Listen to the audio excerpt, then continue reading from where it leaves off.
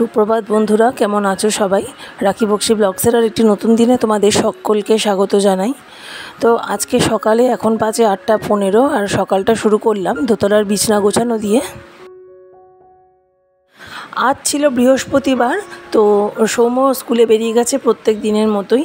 আর নিচের কাজ কমপ্লিট করে এখন 3 তলায় চলে এসেছি আর সমস্ত জানলাগুলো খুলে দিলাম। আর এখন একটু ভালো করে চুলটা আঁচড়িয়ে নিচ্ছি। তো আজকে বৃহস্পতিবার, তো শ্যাম্পু করতে পারবো না, তো তাই জন্য গতকাল শ্যাম্পু করেছিলাম, তো চুলটা অনেকটা জট পড়ে গেছে, তো এই জন্য ভালো করে আঁচড়িয়ে নিচ্ছিলাম। আর সকালে ঘুম থেকে উঠে চুলটা একবার এভাবে আঁচড়িয়ে নিলে দেখবে মাথাটা বেশ ফ্রেশ লাগে, তো চুলে ব্রেনে রক্ত সঞ্চালনটা ভালো হয় আর কি। তো চলো, এখন চাটাও করে নিয়েছি আর এখন চা খেয়ে নেব। তো তারপরে সংসারের সমস্ত কাজকর্মে লেগে পড়লাম। তো সিঙ্কে বেশ অনেকগুলো বাসন ছিল, তো সেগুলো সব মেজে নিচ্ছি এখন। আর যেগুলো কাজের দিদিকে দেওয়ার সেগুলো দিয়ে দিয়েছি, আর যেগুলো আমি মাজবো সেগুলো এখানটা রেখে দিয়েছিলাম।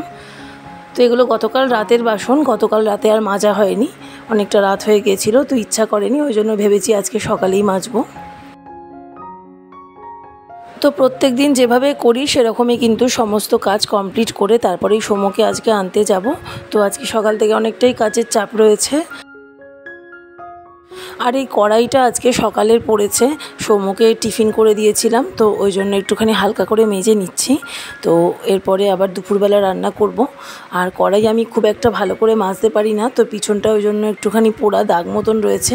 তো এইটাতে আবার দুপুরে রান্না করে তারপরে কাজের দিদিকে দিয়ে দেবো, তো ওই জন্য হালকা করে একটু সাবান বুলিয়ে নিলাম। আর আমার এই বড় ছাঁকনিটাও বেশ একদম অনেকটাই নষ্ট হয়ে গেছে, ভেঙেই গেছে প্রায় বলতে গেলে। আসলে বেরোয়, কিন্তু এই ছাঁকনি কেনার কথাটা আর একদমই মনে থাকে না। তো এরকম একটা বড় ছাঁকনি কিনতে হবে।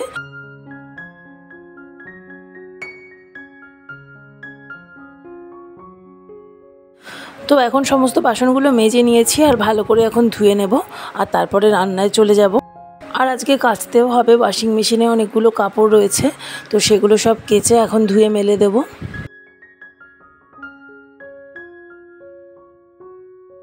আর এই দেখো, এদিকে একটু আলু সেদ্ধ বসিয়েছি আর এদিকে কিন্তু ভাতটাও এখন বসিয়ে দেবো। তো তার আগে মাজা বাসনগুলো সব জায়গা মতন রেখে দিচ্ছি।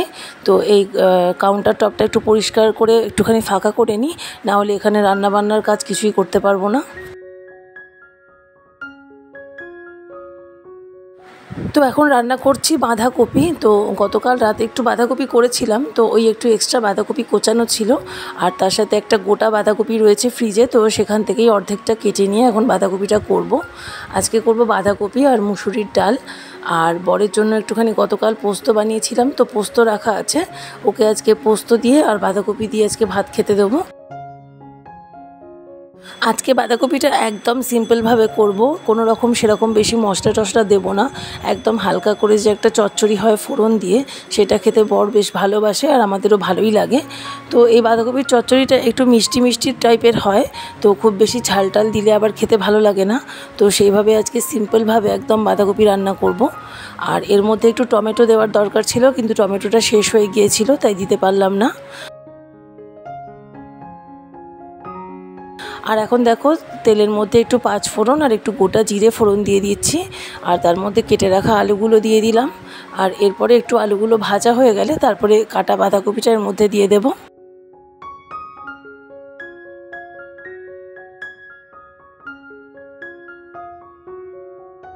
তো অনেকটা পরিমাণ বাঁধাকপি হয়েছিল, তো ওই জন্য দুবার করে ধুতে হয়েছে আলাদা আলাদা করে। তো এইটা ছিল প্রথমবারের বাঁধাকপি যেটা দিলাম, আর এইটা ছিল দ্বিতীয়বারের। তো অনেকটা করে ইচ্ছা করেই করেছি বাঁধাকপিটা। তো বিকালে ভেবেছি মায়ের বাড়িতে একটুখানি নিয়ে যাব আর কি। তো ওই জন্য এখন নুন আর হলুদ দিয়ে কিন্তু বাঁধাকপিটা একটু ঢাকা দিয়ে দেবো, তাহলে একটু বাঁধাকপিটা নরম হয়ে যাবে আর তারপর রান্না করব। আর ওদিকে আলুটা সেদ্ধ করেছিলাম রিজুর জন্য একটু টিফিন বানাবো, তো তার জন্য। আর আলু সেদ্ধটাও হয়ে গেছে। আর এদিকে এই দুটো ডেচকিতে আজকে ভাত করব, যেহেতু ওই বাসমতি চাল, যেটা নাকি ঝরঝরে হলে খেতে বেশি ভালো লাগে। তো ওই জন্য বেশি একসাথে রান্না করলে না ভাতগুলো গলে যায়, একটু জড়িয়ে জড়িয়ে যায়। তো ওই জন্য অল্প অল্প করে দুটো ডেচকিতে আজকে ভাত বসাচ্ছি। আর এই চালটা আধ ঘন্টা আগে ভিজিয়ে রাখলে ভাতগুলো বেশ সুন্দর ঝরঝরে হয় আর লম্বা লম্বা হয়। তো ওই জন্য ছোটো ডেচকিটা ভিজিয়ে রাখলাম। আর এখন বড় ডেচকিটা, তো একটা ডেচকি এখন বসাতেই হবে, কারণ হাতে এখন সময় খুব বেশি নেই। তো এখন এই জন্য এই ডেচকির ভাতটা বসিয়েই দিচ্ছি। আর এদিকে দেখো ভাতটা বসিয়ে কিন্তু চলে এসেছি আমি এখন ছাদে। তো এই যে সকালবেলা এগুলো কাঁচা বসিয়ে দিয়েছিলাম, তো কাঁচা হয়ে গেছে। আর ওয়াশিং মেশিনটাও সেরকম ডিস্টার্ব করছে, তো ওয়াশিং মেশিনের জলটা একদমই ড্রেন হতে চাইছে না, তো জল জমে থাকছে। তো লোক ডাকা হয়েছে, লোক হয়তো চলে আসবে 2-1 দিনের মধ্যেই, কোম্পানিতে খবর দেওয়া হয়েছে।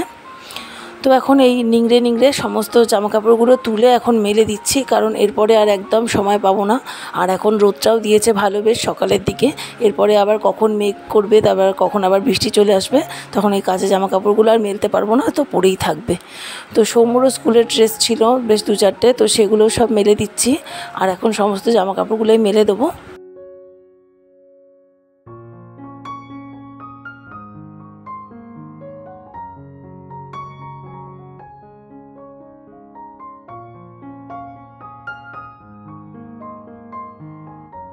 তো একটা বড় কাজ মিটলো, এই জামাকাপড়গুলো মেলা নিয়ে সবসময় হেডেক থাকে। তো কখন বৃষ্টি আসবে, কখন জামাকাপড়গুলো ভিজে যাবে, তো ওই জন্য একটা বড় হেডেক মিটলো বলতে পারো। জামাকাপড়গুলো সব মেলে দিলাম। আর এখানে দেখো বাঁধাকপিটাও প্রায় হয়ে এসছে, আর আলু সেদ্ধ করেছিলাম, এটা নামিয়ে রাখছি। আর রাতে একটুখানি কাবলি চানা ভিজিয়েছিলাম গতকাল, তো চানা মশলা করব আজকে রাতের জন্য। তো ওই জন্য এখন প্রেশার কুকারে চানা মশলাটাও বসিয়ে দেবো। আর ওদিকে এখন 1 ডেচকি ভাত বসিয়ে দিলাম। হ্যাঁ, এখন মোটামুটি 9:30 পৌনে 10টার কাছাকাছি বাজবে। তো আজকে 2 রকম টিফিন হবে।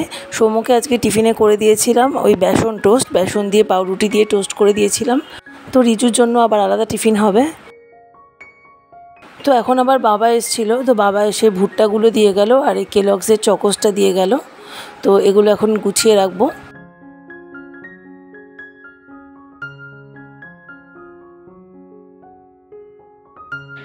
তো দেখো এখন বাজে 10টা 20, আর বাঁধাকপিটা মোটামুটি হয়ে এসেছে।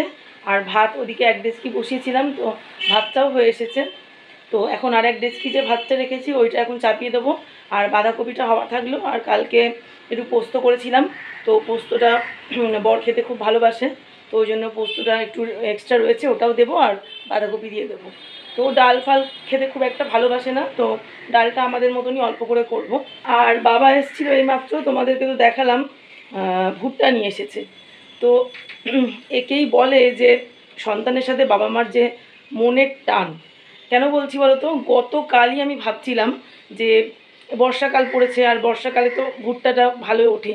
তো আর আমি আবার এরকম ভুট্টা খেতে খুব ভালোবাসি, দারুণ লাগে। তো গতকালই ভাবছিলাম যে এখনও পর্যন্ত তো একবারও ভুট্টা খেলাম না, খুব ভুট্টা খেতে ইচ্ছা করছিল কালকে। তো খুব ভুট্টা খেতে ইচ্ছা করছিল কালকে, তো বরকেও আর বলা হয়নি। আর বড় বাজার দোকান প্রত্যেক দিনই যায়, কিন্তু ওরও চোখে পড়েনি, কিন্তু চোখে পড়েছে আমার বাবা।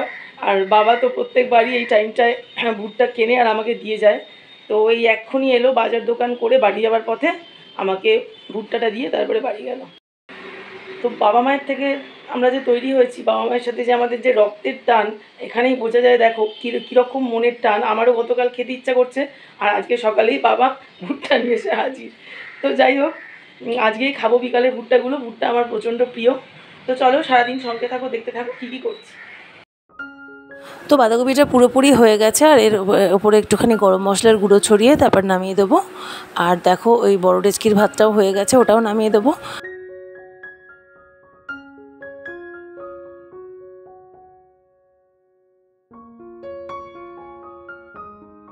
তো এখন বাঁধাকপিটা একটা কন্টেনারে ঢেলে রাখছি, আর এরপরে এদিকে চানা মশলাটা বসিয়ে দিয়েছি। আর এদিকে দেখো ছোটো ডেচকির ভাতটাও বসিয়ে দিয়েছি। তো পারলে চানা মশলাটা এখন করে ফেলবো, না হলে দুপুরবেলার দিকে বা বিকালের দিকে করব, কারণ আজকে সব দুবেলার রান্নাই একসাথে করব এরকমই প্ল্যান আছে, কারণ বিকালে একটু বেরোবো। আর গতকালের কটা কাঁচা তুলেছিলাম, কিন্তু ভাজ করা হয়নি, তো সেগুলোও এখন একটু সময় পেয়ে ভাজ করে গুছিয়ে রাখছি। আর জামা কাপড়টা ভাঁজ করা হয়ে গেলে বিছনাটা একবার ছেড়ে নেব। সকাল থেকে যে কতবার বিছনা ঝাড়া হয় তার কোনো ঠিক নেই।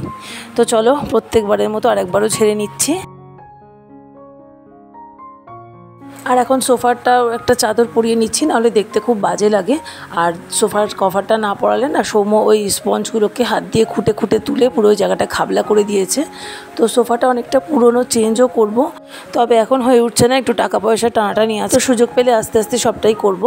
আর এখন রিজু টিফিনের জন্য আলু সেদ্ধ করে রেখেছিলাম যেটা, সেই আলু মরিচটা এখন করে নিচ্ছি।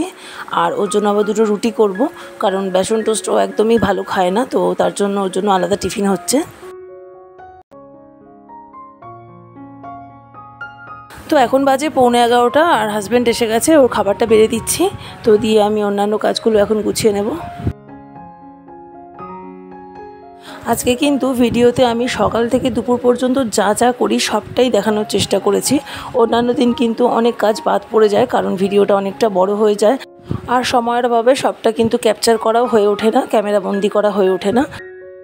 আর দেখো এখন বরের অফিস যাওয়ার সময় কিন্তু ওর টিফিনটাও করে দিলাম। ওই যে বেসন টোস্টের গোলাটা রেখে দিয়েছিলাম, যেটা সৌম্যকে করে দিয়েছিলাম সকালে, তো ওইটা দিয়েই পাউরুটি দিয়ে বেসন টোস্ট করে ওকে দিয়ে দিলাম। আর এখন রিজুর জন্য 2টো রুটি করে নিচ্ছি। আর তোমরা যারা এই মুহূর্তে আমার ব্লগটা দেখছো প্লিজ একটা লাইক করে দিও। আর আমার ব্লগের কোনো অংশ যদি তোমাদের পছন্দ হয় তো কমেন্ট করে জানিও। আর অতি অবশ্যই কিন্তু চ্যানেলটাকে সাবস্ক্রাইব করে আমার পাশে থেকো। তো দেখো এই যে দুপুরে লাঞ্চ যা যা হয়েছে সবটা দেখিয়ে দিচ্ছি। আর মসুর ডালটা এখনও হয়নি, তো ওটা একটু বেলা করে করলেও চলবে। এই যে 2টো রেচকিতে ভাত, বাঁধাকপি, আর এটা হচ্ছে আমার ব্রেকফাস্ট, আর ওটা হচ্ছে রিজুর। আর এখন দেখতে দেখতে অনেকটাই বেলা হয়ে গেছে, তো 11:20 বাজে। দেখো এখন হচ্ছে 11:20 দেখালাম। আর রান্না মোটামুটি হয়ে গেছে। আর এখন দৌড়ে চলে যাব ঠাকুর ঘরে। তো এই 10-15 মিনিটের মধ্যে ঠাকুরের বাসন মেজে ঠাকুর ঘরটা মুছে নামতে হবে, তারপর স্নান করবো, তারপর পুজো দেবো, তারপর সৌম্যকে আনতে যাব। তো চলো সঙ্গে থাকো, দেখতে থাকো। আর এখন চলে এসেছি ঠাকুর ঘরে। প্রথমেই ঠাকুরের বাসনগুলো সব তুলে নেবো আর এগুলো মাজতে নিয়ে যাব। তারপরে বিছনাটা একটুখানি ঝেড়ে নেব ঠাকুরের, আর তারপরে কিন্তু ঘর ঝাড় দিয়ে মুছে নেব। তো এই টাইমে আমি অন্যান্য দিন স্নান করতে চলে যাই, কিন্তু আজকে 15-20 মিনিট লেট হয়ে গেল। তো কি আর করব, ভিডিও তো করতেই হবে। তো ভিডিও ক্যাপচার করার জন্য কিন্তু অনেকটা এক্সট্রা সময় লাগে, তো সেজন্যই আরও দেরিটা হয়ে গেল। নাহলে কিন্তু আমি যদি স্কিপ করে করে অন্যান্য কাজগুলো না দেখি আজকে ভিডিওটা করতাম অন্য দিনের মতো, তাহলে কিন্তু সবটা হয়তো সময় হয়ে যেতে পারতো। তো আমি ভাবলাম যে আমি সকাল থেকে দুপুর পর্যন্ত ঠিক যা যা করি সবটাই তোমাদের সাথে আজকে শেয়ার করা যাক। আসলে প্রত্যেক দিন প্রত্যেকটা কাজ তো আর ক্যামেরাবন্দি করা হয়ে ওঠে না। আর যদিও ক্যামেরাবন্দি করি তো সবটা শেয়ার করতে গেলে কিন্তু প্রত্যেক দিনের ভিডিও অনেক বড় হয়ে যাবে। তো যাই হোক, দেখো এখন ঠাকুরের সমস্ত সিংহাসন ভালো করে ঝাড়ন দিয়ে ঝেড়ে নিলাম। আর এরপর ঘরটা ঝাড় দিয়ে নিচ্ছে, আর তারপর বাসনটা মেজে তারপরে ঘরটা মুছবো।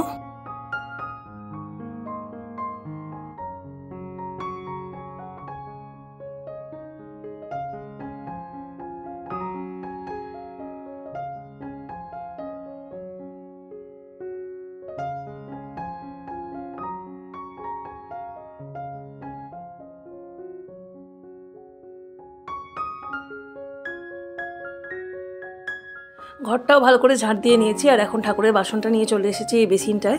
এই বেসিনটা কিন্তু শুধু ঠাকুরের বাসন মাজার কাজেই ব্যবহার করি, আর অন্য কোনো কাজেতে করি না, মুখটুকু ধুই না আমরা কেউ। আর বাসনগুলোতে একটু পিতাম্বরী পাউডার দেওয়ার দরকার ছিল, তো ওইটা নিচেই পড়ে আছে 3 তলায়, উপরে নিয়ে আসতে তো ভুলে গেছি। তো ওই জন্য নর্মাল সাবান দিয়ে আজকে একটু মেজে নিচ্ছি। দেখি কাল পরশু নাগাদ একটু ওই পাউডারটা দিয়ে মাজবো, কারণ বাসনের মধ্যে যে জলের যে দাগ হয়ে যায় ছোপ ছোপ, সেগুলো সব উঠে চকচকে হয়ে যাবে একদম। আর গ্লাস 3টে এখন আর ফাঁকা করলাম না, ঠাকুরের গ্লাসগুলোতে জল রয়েছে। তো আমি এক্ষুনি জল খেয়ে উঠেছি ওপরে, তো এখন আর জল খেতে পারবো না যেহেতু, তো ওই জন্য গ্লাসগুলো এখন আর ফাঁকা করলাম না। যখন পুজো দিতে উঠবো স্নান করে তখন 3টে গ্লাস আলাদা করে মেজে নেব।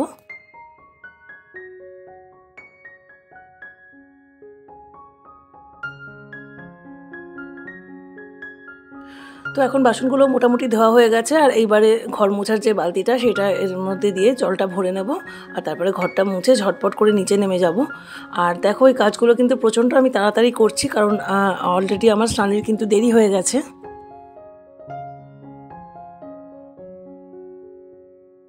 আর এখন ঘরটাও সুন্দর করে মুছে নিচ্ছি, আর পাখাটা ওদিকে চালিয়ে দিয়েছি, ঘরটা ঝটপট শুকিয়ে যাবে।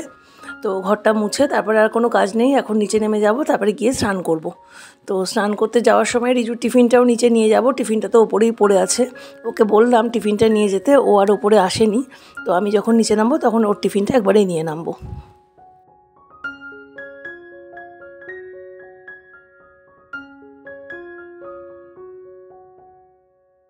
তো ঠাকুরঘর চকচকে করে মুছে নিয়েছি, আর এখন নেমে যাচ্ছি নিচে। দেখো এখন বাজে 12:05। তো 12টা নাগাদ স্নান করে বেরিয়ে পড়লাম। আর এখন নিচে এখানে সিংহাসনে ঠাকুরকে গা মুছিয়ে ভোগ দিয়ে দেবো, আর তারপরে চলে যাব ওপরে। তো এখন ঠাকুরের সিংহাসনটা একটু ভালো করে মুছে নিলাম, এরপর ঠাকুরের ফটোটাও মুছে নিচ্ছি। আজকে যেহেতু বৃহস্পতিবার, তো সিংহাসনের ওপরটা একটু সুন্দর করে মুছে নিয়েছিলাম। আর এখন বাতাসা ভোগ দিয়ে দিচ্ছি ঠাকুরকে।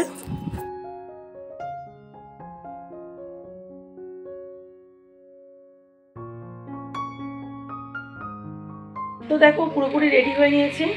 তো এখন বাজে 12:20 আর এখন ওপরে যাব পুজো দিয়ে নিচে নামবো। রেডি হয়েই নিয়েছি, শুধু চুলটা একটু ভালো করে বাঁধবো আর বেরিয়ে যাব। তো চলো পুজোটা দিয়ে আসি।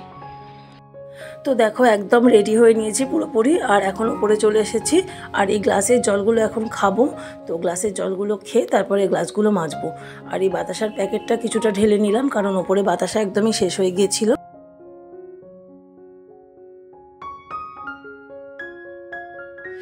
তো চলো এখন গ্লাসের জলগুলো খেয়ে নিয়েছি, আর এখন এই 3টে গ্লাস আলাদা করে এখন মাজতে চলে যাচ্ছি। আর গ্লাসগুলো মেজে নিয়ে চলে এসেছি। আর এখন ঠাকুরকে ভালো করে গা মুছিয়ে দিচ্ছি। ঠাকুরকে গা মুছানোর পরে কিন্তু বড় মাকে আর বড়দাকেও কিন্তু ভালো করে গাটা মুছিয়ে দেবো। আজকে বৃহস্পতিবার ছিল, কিন্তু হাজব্যান্ডকে ফুল আনতে বলিও নি আর ও আনেও নি। তো ফুল নেই যেহেতু, আর নর্মাল এইভাবেই পুজো দিয়ে দিচ্ছি আজকে। প্রথমে ভোগের গ্লাসগুলোতে জল ভরে নিচ্ছি, আর তারপরে 3টে আলাদা আলাদা বাটিতে ভোগটা বেড়ে নেব। আর তারপরে একটুখানি এদিকে প্রদীপ জ্বালিয়েছি আর ধূপ জ্বালিয়েছি। তো প্রদীপটা জ্বালানোর কারণে কিন্তু পাখা চালাতে পারিনি ঠাকুর ঘরে, তো প্রচণ্ড ঘাম হচ্ছিল এর জন্য। তো অন্যান্য দিন আমি যখন ভোগ দিই তখন পাখাটা জোরে চালিয়ে দিই। তো আজকে বৃহস্পতিবার, এর জন্য প্রদীপটা জ্বালালাম, তো ওই জন্য আর পাখাটা চালাইনি। আর এখন চলো সুন্দর করে ঠাকুরকে, মাকে আর দাদাকে ভোগটাও দিয়ে দিচ্ছি। তো আমার পুজো মোটামুটি কমপ্লিট। আর এখন একটুখানি ধূপটা আর প্রদীপটা দেখিয়ে দেবো, আর শাঁখটাও বাজিয়ে দেবো।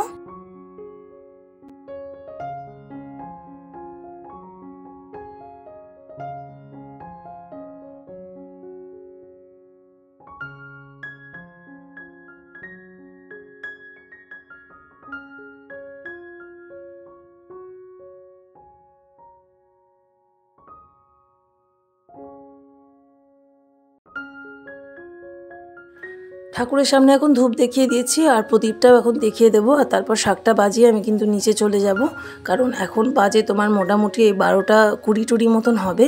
তো 12:20-25 বেজে গেছে। আর এখন সমস্ত রেডি তো হয়ে নিয়েছি, কিন্তু চুলটা একটু বাঁধবো। চুলটা যেহেতু ভিজে ছিল, তো ওই জন্য চুলটা আর আঁচড়াইনি।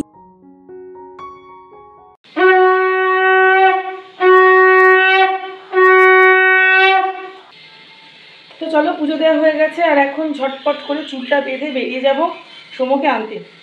তো দেখি এরপরে আর কিছু দুপুরবেলা ব্লগ শ্যুট করবো নাকি শেয়ার করবো নাকি বলতে পারছি না। তো যদি করি তাহলে অবশ্যই তোমাদের সাথে কিছু শেয়ার করব। তো চলো।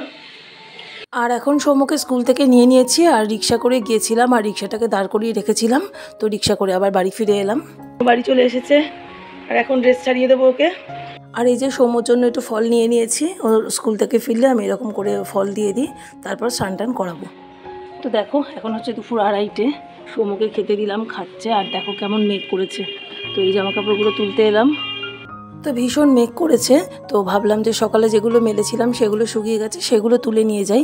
আর এইদিকে নাইটিগুলো পরে মেলেছি, ওগুলো কাজের দিদি এসে মেলে দিয়েছে। তো ওইগুলো এখন ভিজে আছে, ওগুলো আর তুলছি না। তো সৌম্যর যে জামা কাপড়, স্কুল ড্রেস, এগুলো সব সকালে মেলেছিলাম, তো সেগুলো তুলে নিয়ে চলে যাচ্ছি। আর এখনও আমার খাওয়া হয়নি, সৌম্যকে খাওয়াটা দিয়ে এলাম। তো জামা কাপড়গুলো তুলে নিয়ে গিয়ে তারপরে আমিও খেয়ে নেবো, আর তারপরে একটুখানি ঘুমিয়ে নেব। কারণ অনেকটা সকালে উঠেছি, আর সকাল থেকে এতটা চাপ যায়, আর একটু দুপুরবেলা না ঘুমোলে না আর বিকালবেলা কিচ্ছু কাজকর্ম করতে পারবো না। তো চলো এখন সমস্ত জামাকাপড়গুলো তুলে নিয়ে চলে যাব ঘরে। আর সকাল থেকে দুপুরবেলার কাজকর্ম মোটামুটি কমপ্লিট। আর আজকের ব্লগটা এতটাই। আজকের ব্লগটা কেমন লাগলো তোমাদের অবশ্যই জানিও। তো আজকের ব্লগটা এখানেই শেষ করছি, আবার ফিরবো নতুন ব্লগ নিয়ে। সকলে ভালো থেকো।